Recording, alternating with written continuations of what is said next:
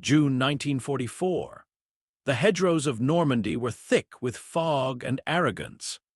Inside the cramped steel belly of a Panther, German tankers laughed as they cleaned the long 75 gun, its muzzle darkened from the morning's firing. Word had spread quickly across Panzer crews. The Americans were rolling in with their Shermans again. A veteran commander snorted, tapping the armor plate with his knuckles. "One hit," he boasted, "and the Sherman burns like a matchbox, cardboard coffins, every one of them."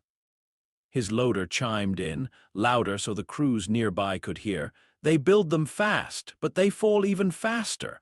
These amateurs drive tin cans into battle and think they're soldiers."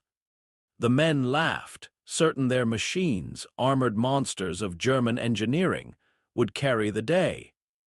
They had reason to be confident. The Tiger, with its thick steel hide, shrugged off most Allied rounds.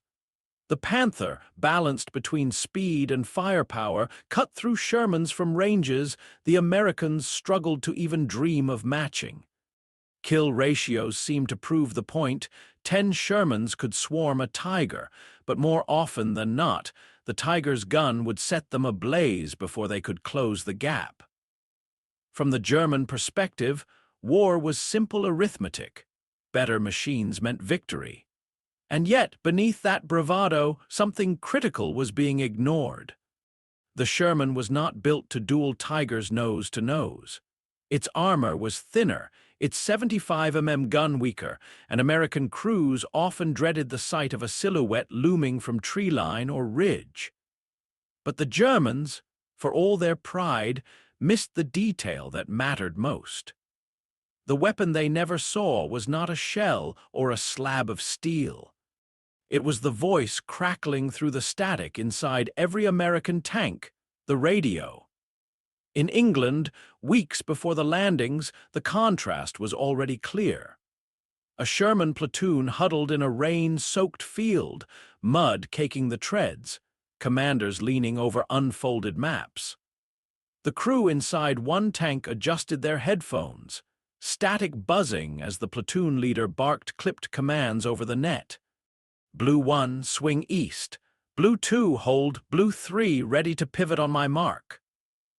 The words traveled instantly across vehicles, binding them into one organism. Each driver, each gunner, each loader knew where the others would be. Training was repetition, endless and exhausting. Tanks rolling in unison through hedgerows, halting together, shifting position without confusion. Officers drilled call signs into memory, switching frequencies on command. In quiet moments, men scribbled notes on scraps of paper, coordinates, map references, artillery codes. When live rounds cracked through the air, they moved as if one brain controlled them all. By 1944, German armor stood at the peak of its mechanical power. The Panzer Roman IV was a veteran of campaigns from Poland to Russia. The Panther, though plagued by early mechanical failures, had matured into a formidable weapon with sloped armor and a gun that pierced Allied tanks at range. And the Tiger, its very name inspired dread, a beast whose frontal armor shrugged off most Allied fire. Yet for all the menace of these machines, their crews often communicated with nothing more than hand signals out of open hatches, colored flags fluttering from turrets, or messengers racing between units. Radios existed, yes, but many were limited to receivers, not transmitters, or were rationed to command tanks. Coordination was fragile. If the lead tank fell, silence often followed.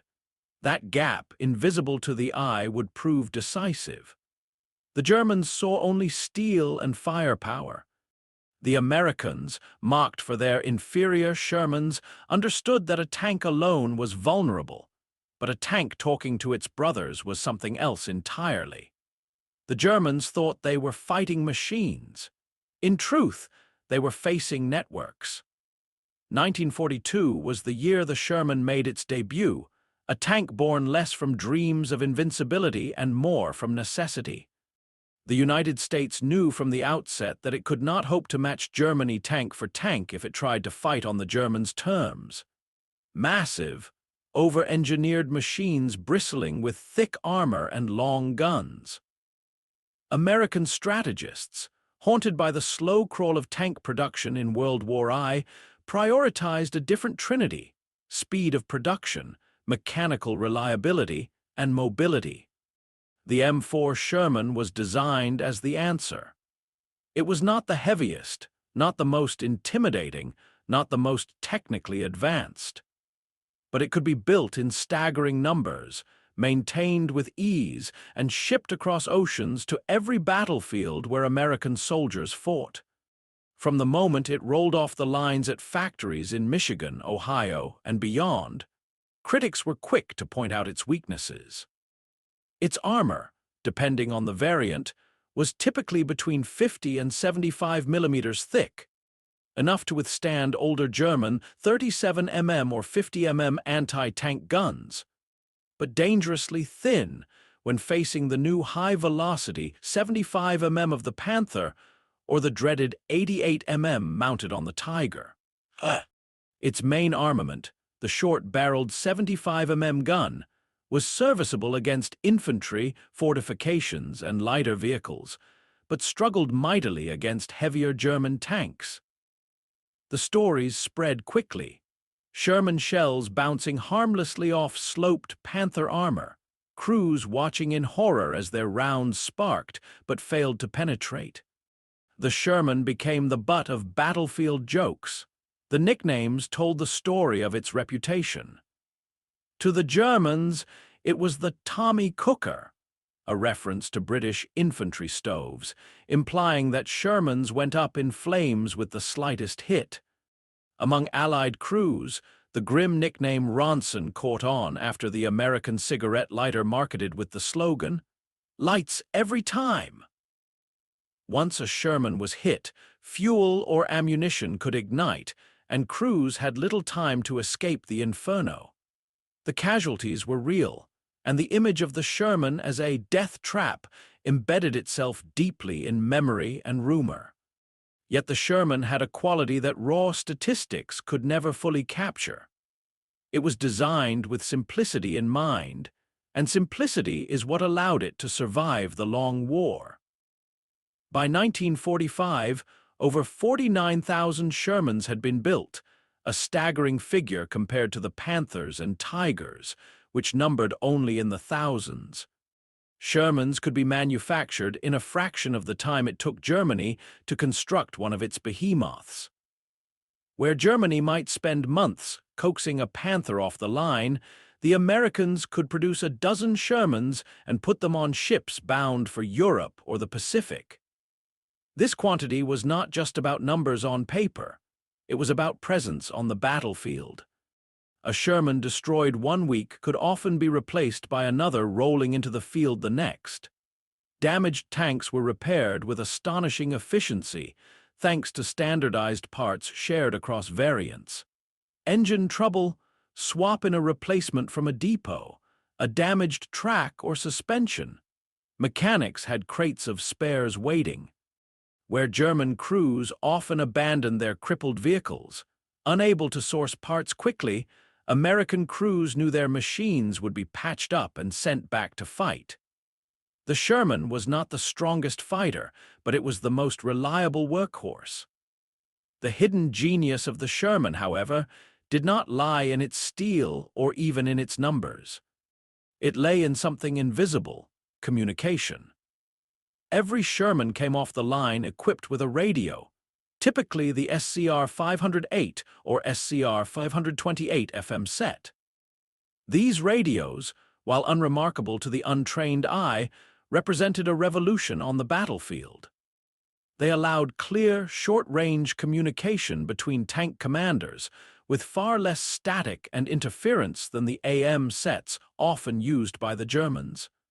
This meant that a Sherman platoon could talk in real time, coordinate movements, shift positions, or call for artillery without waiting for hand signals or messengers.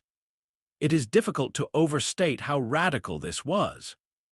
In many German tanks, radios were either absent or limited. A common arrangement gave the platoon commander a transmitter, while the other tanks only had receivers. This made German formations highly dependent on the survival of their lead vehicle. If the command tank was knocked out, the others were often left in silence, relying on hand gestures, colored flags, or frantic guesses about what the next move should be. In contrast, every Sherman in an American platoon had both transmitting and receiving capability. If one tank went down, another could immediately take command of the net. The flow of battle was never truly broken. This difference reflected deeper doctrines. German tank warfare was steeped in the idea of the superior machine and the individual crew who could dominate by sheer technical power. American doctrine, shaped by pragmatism, emphasized the opposite: teamwork, combined arms, and coordination. A Sherman might not beat a Panther in a duel, but it was rarely asked to fight alone. Instead, it fought as part of a system: infantry close by, artillery linked through radio, and aircraft overhead waiting for coordinates.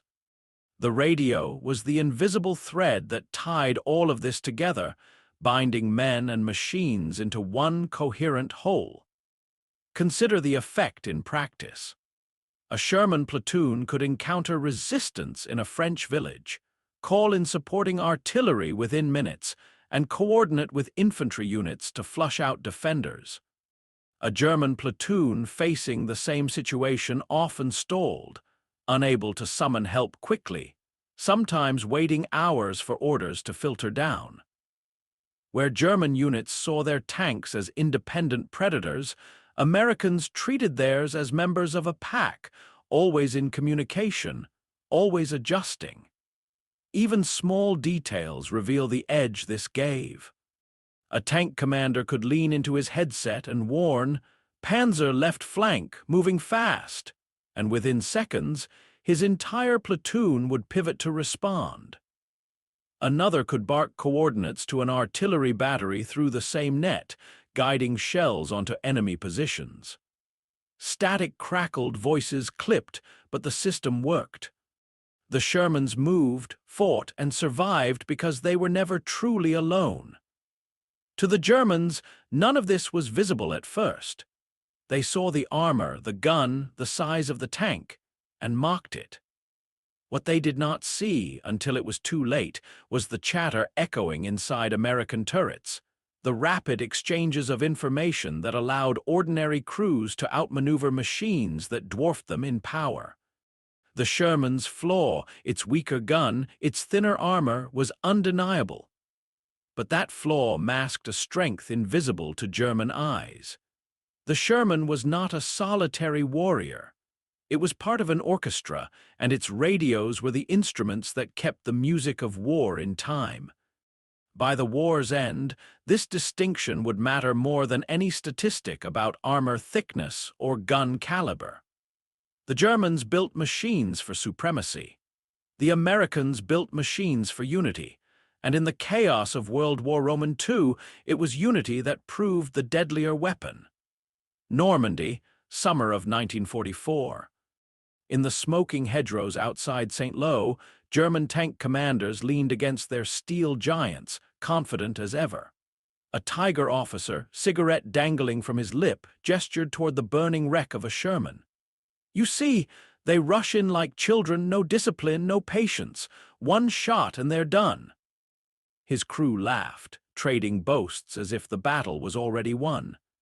For them, it was a matter of mathematics: armor thickness against shell caliber, optics against range. The Tiger's 88 mm gun could punch holes in Allied armor at 2 kilometers. The Panther's high-velocity rounds tore through Shermans before they could even close the distance. To the German crews, the war was a contest of machines, and by their measure, the Americans brought toys to a duel. The mockery was more than idle talk. German doctrine itself leaned heavily on technical superiority. Reports circulated among officers about kill ratios, Tigers and Panthers claiming to destroy 5, 10, even 15 Shermans apiece. Numbers became a badge of honor, proof that German engineering still ruled the battlefield despite the Allies' vast production. The Americans, they said, were naive, thinking they could overwhelm with sheer numbers what Germany had perfected with steel and precision. In their eyes, a Sherman was not a worthy opponent, it was a target. But in the camps and training fields of England, a different kind of preparation was underway. American tankers did not have the luxury of believing their machine could win a duel outright. They knew what they faced. Briefings hammered the point Panthers and Tigers would cut through Shermans if fought head-on. So they trained not for the duel, but for the hunt. Inside a Sherman on a rain-slick field, the platoon commander leaned into his headset. His voice cut sharp through static. "Blue 2, hold. Blue 3, pivot left on my mark." Crews repeated the orders back, terse and exact, the rhythm drilled into muscle memory. Gunners adjusted turrets, drivers coaxed engines through churned mud, loaders slammed shells into breaches. But beyond the familiar mechanics of tank warfare, there was something more, an invisible thread binding them together. Every order, every movement carried over the net. It wasn't just tanks talking to tanks. Infantry officers stood close by, plugged into the same web of chatter. A lieutenant could radio directly to Shermans covering his advance. A platoon leader could call for artillery with coordinates scratched hastily into a notebook, relayed instantly across the net. Within minutes, shells would whistle overhead, smashing into hedgerow defenses that moments before had seemed impenetrable. This was war at speed, not because the machines were faster, but because information flowed without delay. The details of that preparation were often mundane, but they mattered. At night, tank hatches were smeared with mud to dull the shine of bare metal. Maps were folded into tight squares, creased along routes marked in pencil, ready to be flipped open under a dim red lamp. Call signs and frequency codes were scrawled in margins, memorized and repeated until they were second nature. In the quiet before dawn, the hum of generators mixed with the faint buzz of radios, the air alive with clipped voices rehearsing maneuvers again and again. When the Germans finally collided with this system, they realized too late what they were up against. The Battle of Arracourt, September 1944, offered the first clear lesson. Patton's 4th Armored Division held ground near the French border, its Shermans spread thin across the foggy countryside. The Germans, desperate to stem the American advance, threw in their fresh Panzer brigades, Panthers leading the way, confident in their armor and guns. The morning mist hung low, cloaking the ridges and fields. German tank crews advanced through the fog, expecting another easy harvest of burning Shermans. But instead of disorganized resistance, they found themselves stumbling into a coordinated web. American commanders, listening through the haze, relayed positions by radio. Contact North Ridge. 2 Panthers advancing. Within moments, Shermans shifted, not retreating blindly, but sidestepping into flanking positions. Artillery was called in, the rounds landing with uncanny speed, bursting among the German columns. A Panther crewman, shaken, recalled later how the Americans seemed to appear and disappear in the fog, their movements faster than he could track. "They move," he said, "before we even see them." For the Germans, accustomed to dictating the flow of a battle with raw firepower, it was disorienting. Each time they pressed forward, Shermans slipped away, reappearing on the flank or bringing down artillery from unseen batteries. The superiority of their gun and armor mattered less when the enemy refused to stand still. By the end of the Arracourt clashes, German brigades had been mauled. Outnumbered Shermans had not defeated Panthers in fair fights. They had outmaneuvered them, using radios to weave artillery, infantry, and tanks into one seamless strike. To German survivors, the lesson was bitter. Their machines were stronger, their guns deadlier. But the Americans fought like a single organism, each part guided by a voice the Germans could never quite silence. The arrogance that had filled those hedgerows in Normandy was still there, but it was shaken. The Tigers and Panthers remained terrifying weapons, but their aura of invincibility had been cracked. The Americans had shown that the battlefield was no longer ruled by the tank with the thickest armor or the longest gun. It was ruled by the army that could talk the fastest, adapt the quickest, and turn weakness into strength through unity. For the first time, German crews began to understand the Sherman's weapon was not what they could see, but what they couldn't. It was the whisper in the fog, the static over the net, the coordination that made tin cans into wolves. And in that realization lay the beginning of their undoing. Normandy, late summer 1944. The hedgerows turned the countryside into a maze of earth and foliage, perfect ground for ambush. German guns waited at choke points, hidden behind walls of green. To the enemy, it seemed inevitable that American armor would blunder forward, one Sherman after another, and be cut to pieces. But that wasn't how the Shermans fought. A platoon rolled in formation, 5 tanks moving as one. The lead tank stopped short, its commander spotting the faint gleam of a gun barrel through a break in the brush. His voice cut through the radio net, quick and calm. "Contact front. Blue 1 holding. Blue 2 and 3 flank left. Blue 4 suppress." Within moments, 2 tanks hunkered down to pin the enemy with fire while the others slipped into cover, engines roaring as they shifted for a side shot. The Germans fired first, their shells smashing into the hedgerow, dirt exploding into the sky. The Sherman formation barely flinched. Already the rest of the platoon was moving to surround. This was the difference. Radios turned a collection of individual tanks into a coordinated weapon. Orders rippled across the platoon in seconds, no messenger required, no hand signal lost in the smoke. As the flanking Shermans maneuvered, the commander gave another clipped call, this time not to his tanks but to the skies. "Breaker, this is Blue Lead. Target crossroads, north hedge, request immediate." Within minutes, the whine of engines split the air, and P-47 Thunderbolts came screaming down. Their rockets smashed into German positions, tearing open the cover that had once seemed impenetrable. When the dust cleared, the infantry moved forward, their advance tied into the same net. "Fox Company to Able crossroads secure, Shermans rolling through." What had been an ambush was now a rout, orchestrated through invisible signals bouncing between armor, infantry, and air. The coordination was not abstract theory, it lived in small details.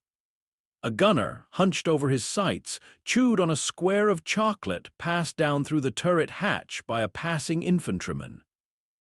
In the midst of chatter, a sudden burst of static would cut the net as a German round slammed against the hull, the shock jarring the radio set. Tank commanders knew to swap frequencies mid-fight if a channel grew too cluttered or jammed, flipping dials with gloved fingers while barking orders to keep their crews alive. In these moments, the Sherman was not just steel and firepower. It was a nerve center in constant conversation with the battlefield around it. The Ardennes, December 1944, put this to the ultimate test. Snow blanketed the forests, muffling sound and hiding German movements. In the opening days of the Battle of the Bulge, American units were ambushed again and again, Panthers and jagged Panthers waiting in the trees. A lone Sherman, caught under fire, had no hope of surviving if it fought in silence. But silence was never the American way. The instant the first shells struck, Tank commanders keyed their radios, their voices cutting through panic. Enemy armor, grid 221, multiple contacts, need reinforcements. Within minutes, other Shermans turned toward the call, artillery batteries adjusted their fire, and infantry companies pivoted to cover exposed flanks. Where a single tank might have died alone, the net pulled others into the fight, transforming disaster into resistance. Crews who lived through these ambushes recalled the strange mix of tension and routine. Between bursts of combat, they passed cigarettes and candy through open hatches, shared in the briefest moments of calm before the next order crackled over the net. Then chaos would erupt, gunfire hammering the hull, radios buzzing with overlapping voices, the sharp command of a platoon leader cutting through it all. A Sherman might not have matched the German tanks in raw power, but when information flowed this quickly, the balance shifted. The Germans, meanwhile, felt the absence of such coordination like a wound. A Tiger crew could boast of its ability to kill from 2,000 meters, but when the lead commander's tank was destroyed, the formation around it often froze.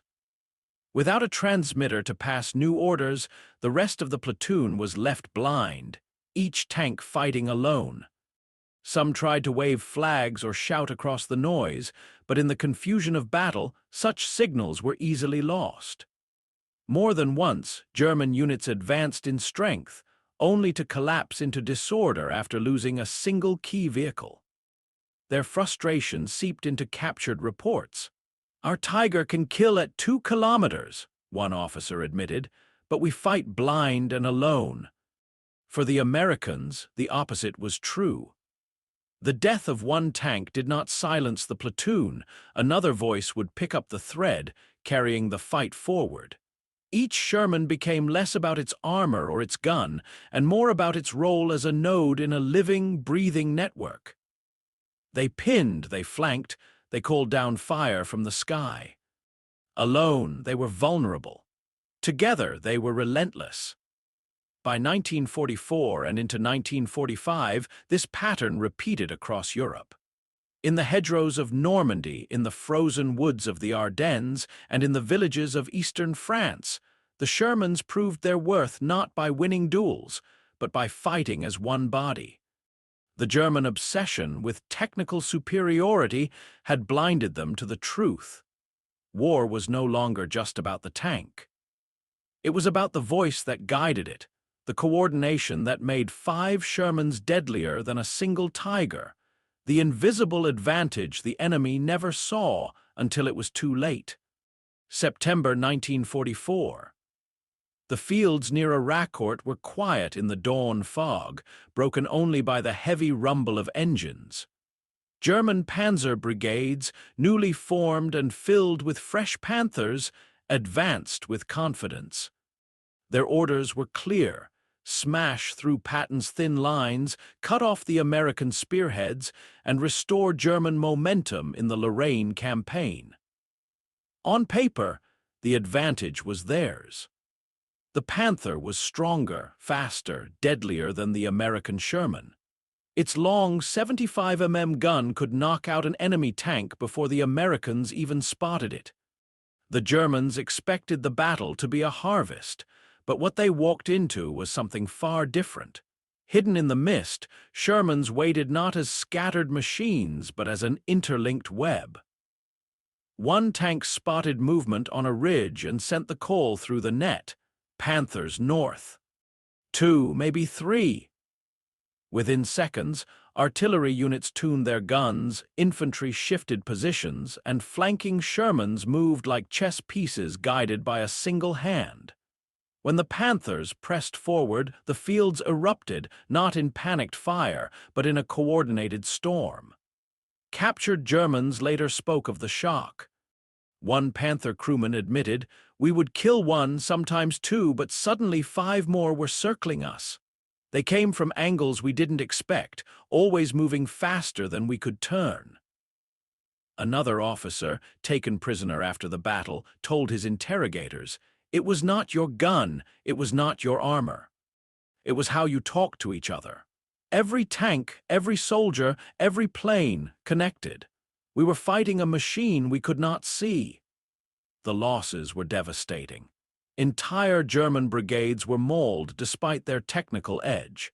Panthers were abandoned in ditches, their crews fleeing under artillery fire that seemed to land the instant they were spotted. Luftwaffe support never arrived. American P-47s, summoned by tank radios, swept down to strafe convoys and blast vehicles clustered on narrow roads. The Panthers, designed for domination in tank-on-tank duels, found themselves isolated, outmaneuvered, and blind. One German commander summed up the disaster bitterly. Our tanks were stronger, but strength means nothing when you cannot find the enemy until he has already found you.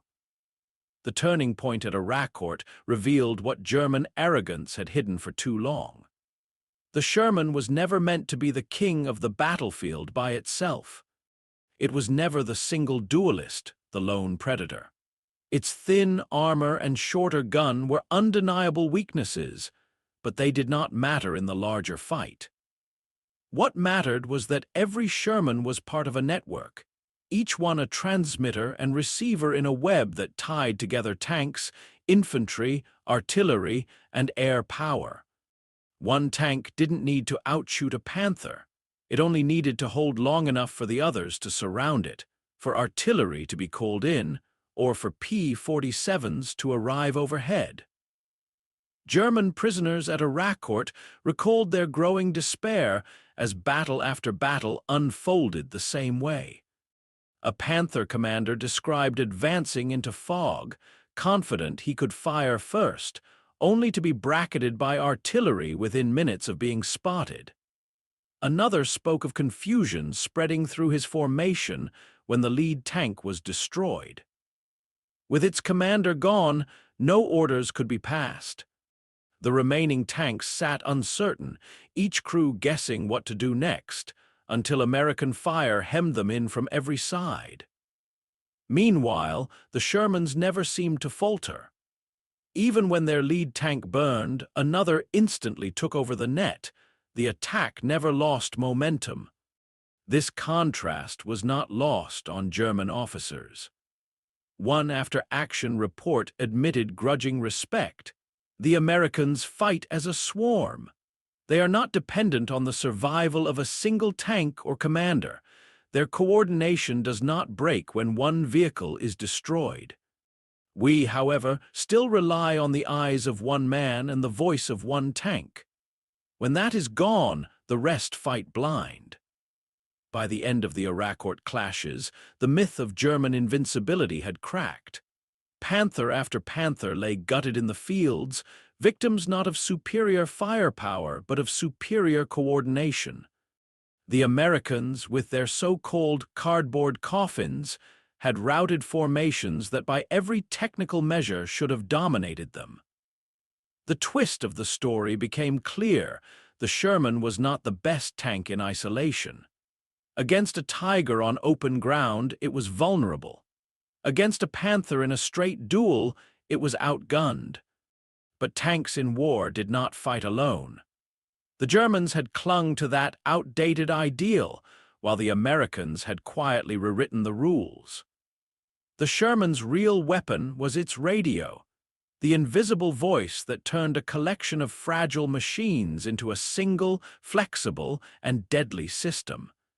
At Arracourt, and in countless battles after, the Germans learned this truth too late.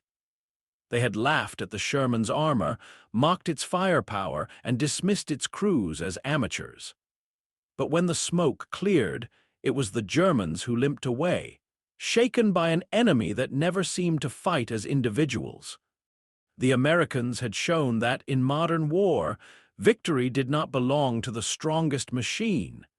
It belonged to the army that could speak the loudest, clearest, and fastest. The realization echoed in German accounts long after the guns fell silent. The Sherman, one captured officer said, was not a tank. It was a system we never understood until it was already over. The war moved on, leaving behind wreckage in fields and villages across Europe, but the reputation of the Sherman lingered long after the fighting stopped. For years, veterans remembered it as a death trap, the tank that lit up with one hit, the lighter that caught fire every time. The image stuck in popular memory and even in post-war histories, as stories of outgunned Shermans facing down Tigers and Panthers passed from one generation to the next. And yet, the statistics and the testimonies told a more complicated truth. The Sherman had not been designed to dominate duels. It had been built to win wars, and in that purpose it had succeeded. What Germany never fully grasped was that the Sherman was never alone. Where a Tiger was an individual beast, a Sherman was part of a pack. Radios tied tank to tank, tank to infantry, infantry to artillery, and artillery to the skies. In practice, this meant that a platoon of Shermans could do far more than their armor or guns suggested. They could fix an enemy in place, call down artillery in minutes, and have P-47 Thunderbolts overhead within the hour. It was not brute strength, but speed of coordination that allowed the Americans to grind down an enemy that by technical measures should have been untouchable. That lesson reached far beyond the battlefields of 1944 and 1945. What American tank crews practiced with their SCR-508 and SCR-528 radios was the foundation of what the modern world would call networked warfare. Information became the decisive weapon. A Sherman platoon moving through hedgerows in Normandy foreshadowed the doctrines of the 21st century, where tanks, drones, aircraft, and infantry all link into one common web of communication. The invisible advantage of the Sherman was not erased by time. It became the blueprint for how armies fight to this day. The Germans saw this too late. In villages from Arracourt to Bastogne, Panthers and Tigers stood gutted, their commanders captured or dead, their machines abandoned for lack of fuel, parts, or support. The crews who survived confessed their astonishment again and again. They swarmed us. Kill one, kill two, and more appeared. They never stopped moving. The revelation came bitterly that no single tank, however strong, could fight a network that moved as one. The battlefield left haunting images. One German crew, smoke-stained and dazed, crawled from their burned-out Panther only to see a line of Shermans cresting the ridge. Their engines roared, but it was the faint buzz of their radios, headsets crackling, voices clipped and urgent, that carried across the fields. That sound, more than the clatter of treads or the boom of guns, marked the true difference. And so the story closed with a truth the Germans never saw until it was too late. The Sherman was not the finest tank of the war, not the strongest, not the deadliest, but it was the most connected, the most reliable, and the most numerous. It was the machine that turned flawed steel into a system of victory. The narrator's words echo as the Shermans advance past the smoking Panther.